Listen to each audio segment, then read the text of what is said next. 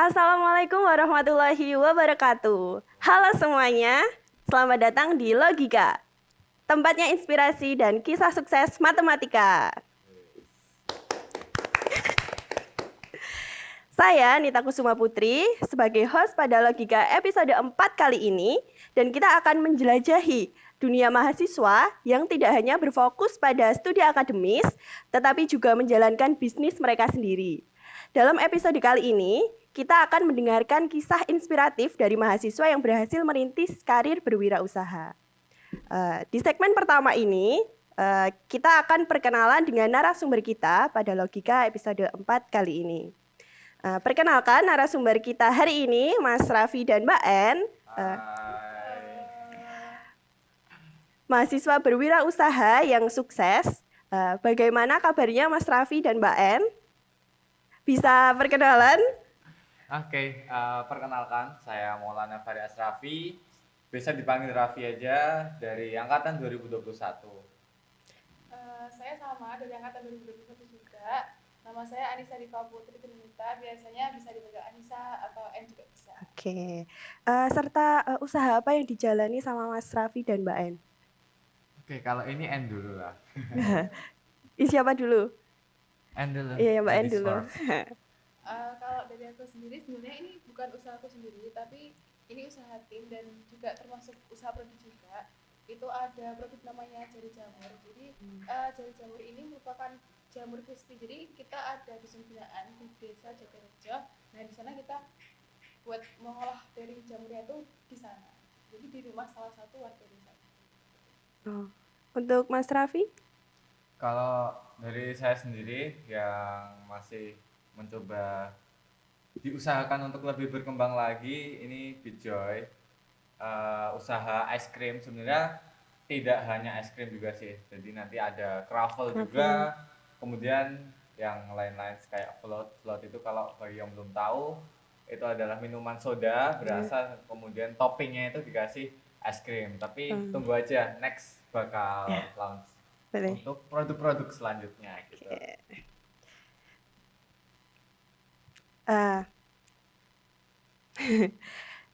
Di segmen pertama ini Mbak dan Mas, kita ingin tahu lebih banyak tentang perjalanan wirausaha Mas dan Mbak. Jadi bagaimana ide untuk memulai bisnis ini muncul? Dari Mas Raffi dulu mungkin, kan tadi sudah Mbak En. Oke, saya dulu.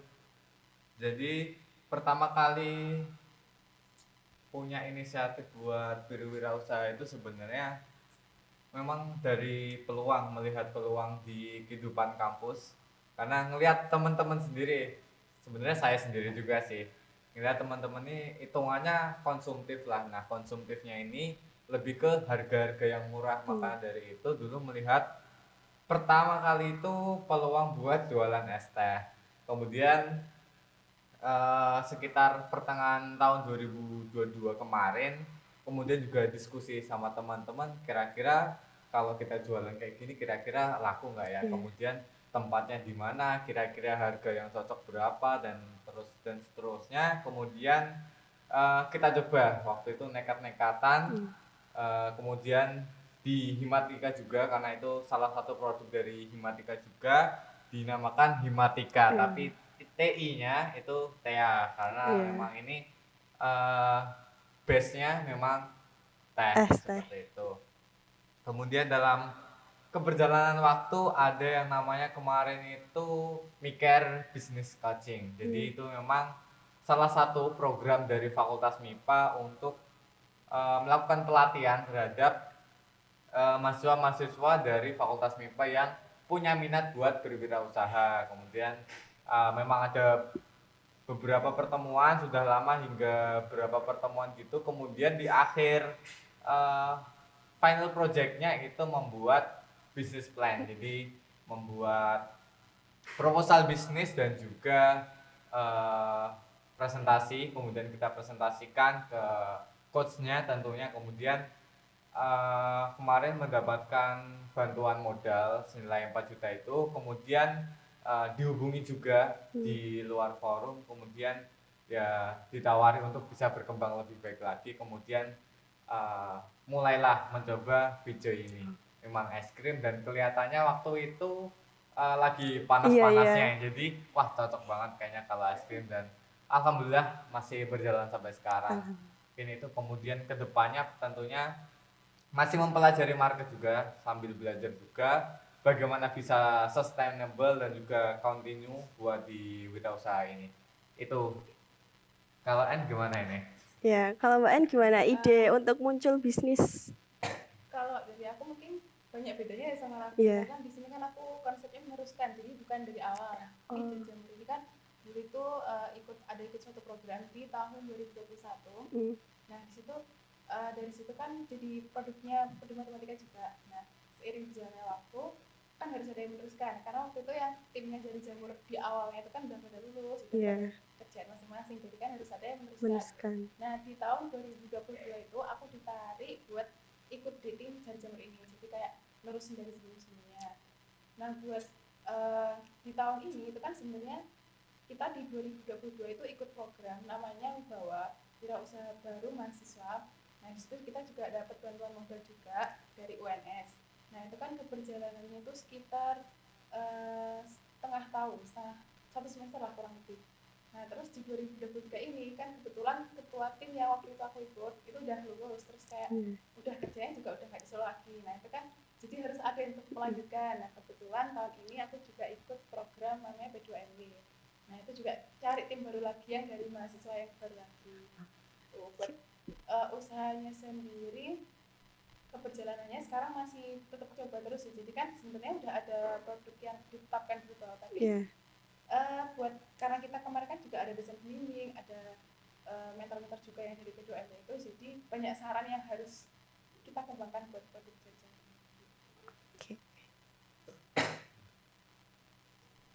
Memasuki segmen yang kedua. Selama berbisnis Mbak En sama Mas Raffi tentu bukanlah tanpa tantangan kan Mbak dan Mas. Jadi dari Mas dan Mbak sendiri apa saja kendala yang mungkin Mas dan Mbak temui dan bagaimana Mas dan Mbak mengatasinya? Dari Mbak En dulu apa Mas Raffi dulu? Ayo. Mbak En dulu aja. Sulit. Mbak En dulu aja. Kalau dari kendalanya karena ini kan produknya jamur crispy, nggak semua Iya. orang suka ya sebenarnya. Jadi buat kendalanya kita harus terus coba gimana sih target marketnya tuh biar lebih luas, biar dikenalnya nggak cuma sama mahasiswa matematika atau sama UNS, bisa juga menjangkau ke misalnya kota Solo dulu lah, nanti baru di luar kota Solo gitu. Terus buat kendalanya sendiri kan kita harus terus mengikuti tren pasar ya, kan nggak selalu misalnya kita punya berapa rasa, nah nggak selalu tren pasarnya itu di situ. Iya. Kita harus tetap ngikutin perkembangan zaman, Iya. harus tetap ngikutin kesenangannya orang-orang tuh kayak gimana, jadi harus update terus sih. Dari Mas Raffi gimana? Oke, kalau dari aku kesusahannya mungkin banyak ya. Yang pertama kesusahan tetap pertama kalau mau memulai bisnis itu yang pertama modalnya. Iya. Modalnya nggak bisa besar. Padahal sesuai kalau di perencanaan ini seharusnya biar lebih optimal penjualannya bisnisnya itu modalnya besar. Tapi dulu berjalan seadanya. Nah karena ada bantuan modal itu kemudian dan lain sebagainya, akhirnya bisa juga akhirnya modalnya cukup lah gitu. Kemudian kalau dalam operasional tetap susahnya ini buat yang pertama ini kan saya masih semester 5 tahun ini semester 5 masih ada MBKM juga, kuliah juga kan, jadi emang harus pintar-pintar bagi waktu, manajemen waktu yang baik karena operasional kayak membeli bahan baku, kemudian mengontrol bagaimana penjualannya, kemudian memahami pasar, menerapkan teknik marketing yang tepat itu harus terus belajar. Kemudian menetapkan harga pun nggak bisa sembarangan karena jadi sedikit cerita nih. Saya sebenarnya gabung juga di HIPMI PT UNS itu kemudian diajak buat ikut tentang bootcamp entrepreneur. Nah, saya di sana kemudian ada mentor dan saya itu gabung di bidang food and beverage. Kemudian diajarkan ya. Kemudian salah satu pengajarannya itu kalau menentukan HPP ini kalau bisa adalah sekitar 2 sampai 3 kali lipat dari HPP. Jadi harganya itu memang harus berapa persen lebih tinggi dari HPP-nya. Iya. Nah, itu sedangkan kalau saya terapkan di bisnis saya itu rasanya kok harganya mahal Mahal sekali. banget. Nah, itu jadi bagaimana kita bisa mengontrol teknik marketing dengan eh, apa ya, teori-teori dari mentor jadi gitu. Jadi harus konsultasi juga. Jadi buat teman-teman juga nih, kalau memiliki waktu luang daripada nggak ngapa-ngapain, bisa banget buat ikut bootcamp entrepreneur karena nanti bakal dibimbing mentor. Ya walaupun programnya nih, semisal programnya cuma 1 bulan, tapi biasanya tuh mentor itu di grup WA itu malah sampai sekarang. Jadi Iya. walaupun programnya itu udah lama, tapi mentornya Masih, sampai iya. sekarang. Jadi bagaimana perkembangannya kita bisa konsultasi gitu. Oke. Nah, tadi kan Mas Raffi semester 5 terus ikut MBKM juga kan. Nah, buat pertanyaan selanjutnya nih Mas, bagaimana Mas dan Mbak mengelola waktu antara kuliah dan menjalankan bisnis gitu. Kan semester 5 sangat, iya. Dari Mas Raffi dulu aja. Oke, kalau manajemen waktu Iya. sebenarnya kan karena di Bijo ini kita ada tim dan timnya kan juga tidak di semester yang sama gitu. Jadi kita harus pintar-pintar bagi waktu, manajemen waktu. Ketika kan di tim ini sudah ada bagiannya masing-masing, Iya. ada yang operasional, ada marketing, ada finance, ada research, research and development, kemudian ada CEO. Jadi memang sudah dibagi di sana.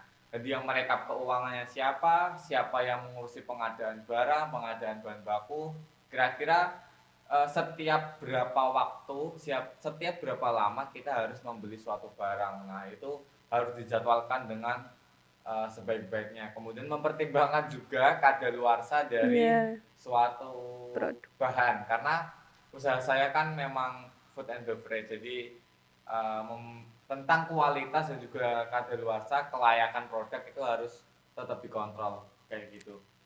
Jadi lebih memaksimalkan adanya tim. Kalau dari Mbak En, bagi waktu antara kuliah dan berwirausaha gimana? Kalau intinya kurang lebih sama sih Iya. di tim ya, kan kita kayak sendirian gitu. Nah kalau misalnya misalnya ini kan kita juga nggak 1 semester, ada yang semester 3, semester 5, berarti kan misalnya ini semester 5 lagi belum bisa, tidak bisa mendapatkan yang lain. Terus kan ini kan usahanya juga nggak di Solo sebenarnya, buat tempat tulisnya di Karanganyar. Nah di sana kita juga punya tim yang di sana, sehingga kalau misalnya kita butuh apa-apa bisa langsung hubungi ke sana, nggak harus langsung pergi ke sana.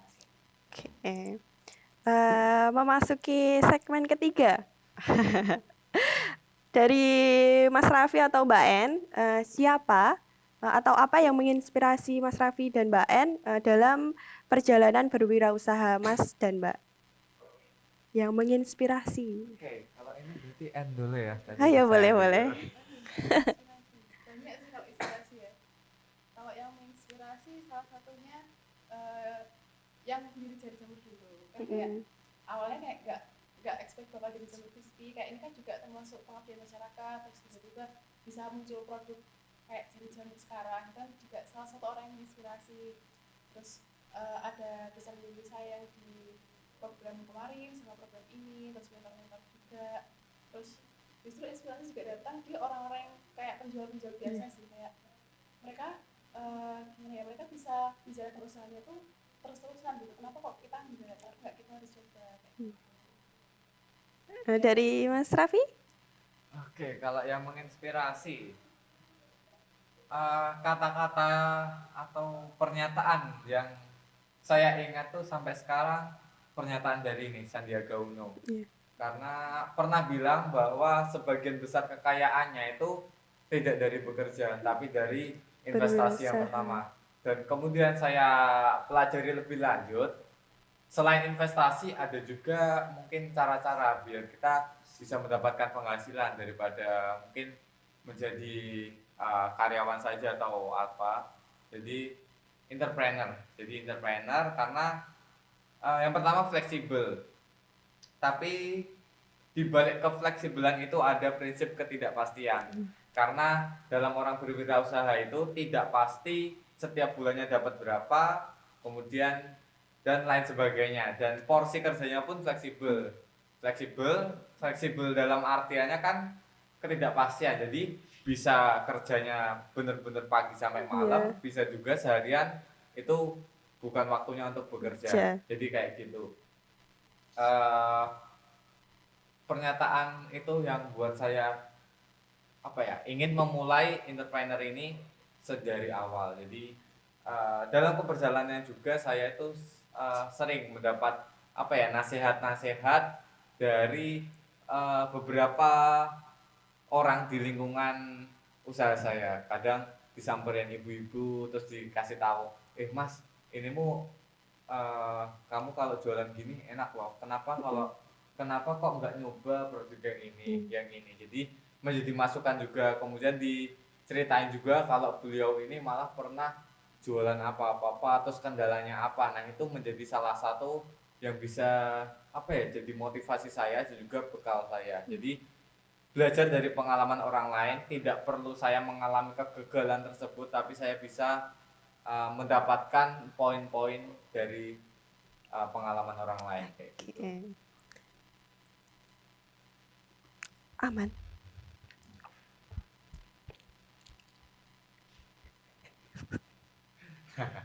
Sekalian saya ngekat. Ada gangguan sedikit ya. Langi ya. Memasuki segmen keempat, cepet banget.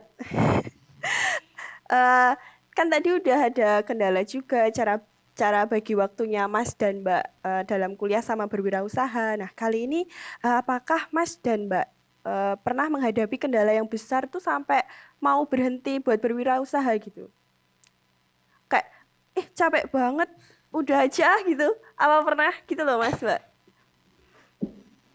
Atau aman-aman saja? Berarti dari saya dulu ya. Iya, boleh. Sebenarnya kalau yang pengen berhenti banget sampai sekarang alhamdulillah belum menemukan, tapi memang capeknya tuh aja, sering ya. Karena ketika udah capek-capek ngurusin bagaimana penjualan bisa naik tapi nggak naik-naik. Nah, itu salah satu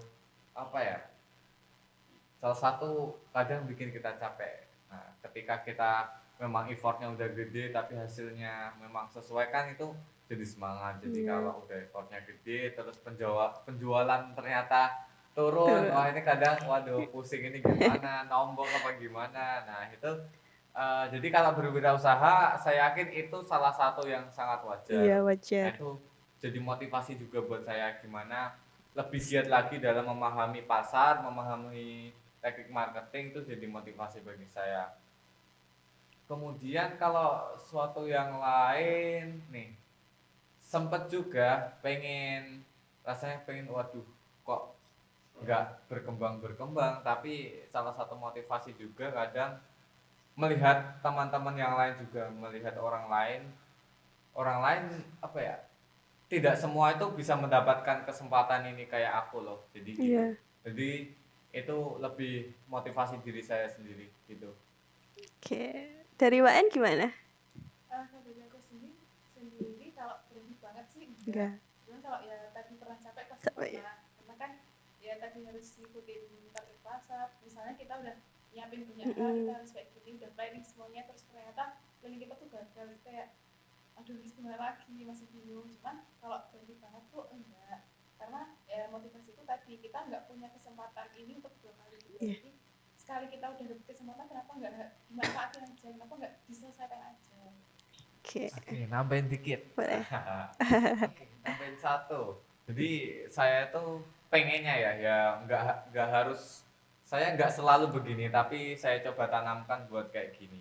Jadi apapun peluang kita, bisa jadi setiap peluang itu adalah jalan kita menuju kesuksesan. Jadi karena itu setiap peluang harus dimanfaatkan dengan sebaik-baiknya gitu. Intinya ambil semua kesempatan ya. Betul, semua dibabat.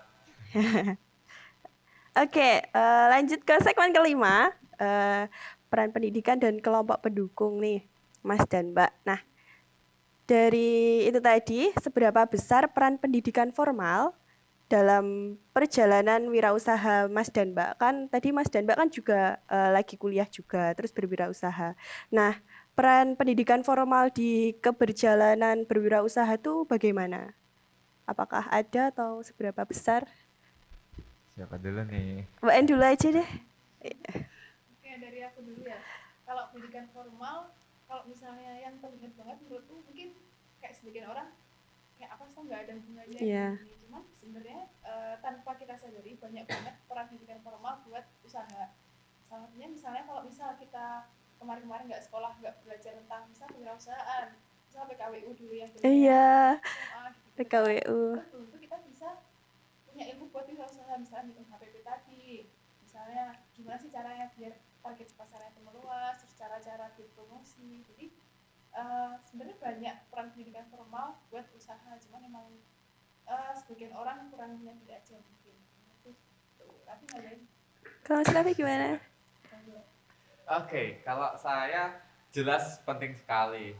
Jadi kalau saya boleh recap kehidupan saya dari mungkin TK, SD, SMP, SMA, saya banyak belajarnya ke teori. Kemudian di perkuliahan ini lebih ke bagaimana saya mematangkan karakter, mematangkan mental, sama di organisasi juga bagaimana kita menyiapkan karakter yang kita inginkan tuh seperti apa. Kita coba ya dalam membentuk suatu karakter tuh tidak harus menjadi seseorang yang disenangi oleh semua orang. Iya. Jadi cukup menjadi karakter yang kita inginkan. Kemudian kalau dari teori-teori, karena saya dari prodi matematika, tentunya dalam perhitungan pasti teori-teori fundamental, teori-teori dasar pasti ini sangat diperlukan dalam segala perhitungan. Kemudian dalam perencanaan, pembelian bahan baku dan lain sebagainya, kan ada mata kuliah riset operasi juga. Itu sangat-sangat berpengaruh, apalagi saya di matematika. Dan semakin kesini semakin banyak juga saya belajar dari banyak orang, dari Bapak Ibu dosen. Kemudian ya baru tadi pagi ini sedikit cerita, tadi pagi sempat diskusi dengan Pak Sutanto. Pak Sutanto Direktur Reputasi dan Kemahasiswaan UNS. Jadi memang banyak diskusi tentang tadi memberikan gambaran tentang perencanaan KKN besok. Itu tentang mungkin ya nggak boleh lah, mungkin tidak Nanti boleh saya iya. spill dulu, tapi intinya tuh ternyata banyak sekali ide-ide yang sebenarnya out of the box. Iya. Dan saya sendiri matematikawan yang tidak menyadari itu. Iya. Jadi bagaimana saya melihat ini Pak Tanto hebat sekali dalam memanfaatkan suatu kesempatan yang tidak semua orang itu Iya. mengetahui akan hal itu. Dan mungkin Putri mahasiswa Iya. bukan Iya, Komat Komat. bukan ya, Iya. komunikasi matematis. Beliau Pak Tanto tuh sangat menginspirasi. Dari saya yang baru semester 3 ini kan ikut ambil matkul Komat Komunikasi Matematis. Di situ kita jadi tahu bagaimana berpikir kritis yang benar-benar kita tuh nggak mikirin gitu loh, Mbak Mas. Tapi ketika kita konsul sama Pak Tanto tuh, oh iya gitu bisa ya, gitu. Jadi Pak Tanto tuh keren banget. Iya. Keren banget. Insightful Iya, sekali ya. iya kayak di luar nalar tuh keren banget Pak Tanto. Ya, mesti yang ini ya, easy cargo. Iya, kan, easy cargo. ya. Jadi tadi juga sempat dikasih tahu juga tentang ini algoritma YouTube dalam penerapan kalkulus dalam algoritma YouTube. Jadi itu secara garis besar tadi diceritakan dengan garis regresi. Jadi semisal kita melakukan pencarian contohnya tentang apa ya? Ini aja deh yang gampang, kursi lipat. Kursi lipat. Kemudian ketika kita baru ngetik kursi, nanti ada tambah lagi mungkin kursi buat nyantai atau apa. Jadi dengan adanya hubungan tentang kursi ini dengan tentunya dengan pembobotan dalam suatu kata. Jadi ini ternyata itu ya, dari dulu tuh saya kira dalam pemrograman yang digunakan cuma logikanya, ternyata tentang sampai kalkulusnya. Jadi buat teman-teman matematika yang masih dalam mempelajari mungkin teori-teori dasar seperti kalkulus gitu, lah ingat ini sangat bermanfaat kok. Dan nanti kalau belum menemukan manfaatnya di saat mempelajari itu, mungkin belum menemukan manfaatnya aja, tapi nanti bakal bermanfaat kok. Mantap. Join matematika. Ini Gas. mungkin teman-teman kalau dari anak SMA, masuk matematika. Guys, sebelum kita akhiri nih Mas dan Mbak, aduh, Cepat sekali. iya cepat sekali. Apakah ada pesan atau saran yang ingin Mas dan Mbak sampaikan atau dibagikan kepada mahasiswa lain yang mungkin juga bermimpi untuk menjadi wirausaha? Dari siapa dulu? Raffi dulu, Mas Raffi Kalau dulu. dari saya, pastinya jangan takut untuk mengambil langkah, karena semua hal besar itu pasti diawali dengan hal kecil. Kalau kita langsung nyoba langkah yang sangat besar, nanti kalau gagal itu ruginya besar juga. Makanya dari itu jangan terlalu banyak menunggu sesuatu kesempatan yang terlalu besar. Jadi kita kalau ada kesempatan sekecil apapun langsung ambil aja, karena semua orang tuh tidak tahu apakah kesempatan yang ada di hadapannya adalah jalan menuju kesuksesannya. Itu dari saya.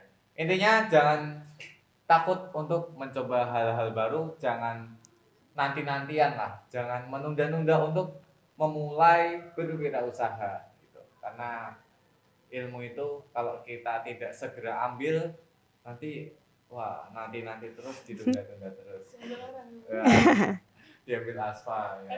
Aduh. Dari Mbak En gimana Mbak En? Kalau dari aku sebenarnya kalau lebih hampir sama ya, jadi hampir rapi, cuman saya nambahin aja.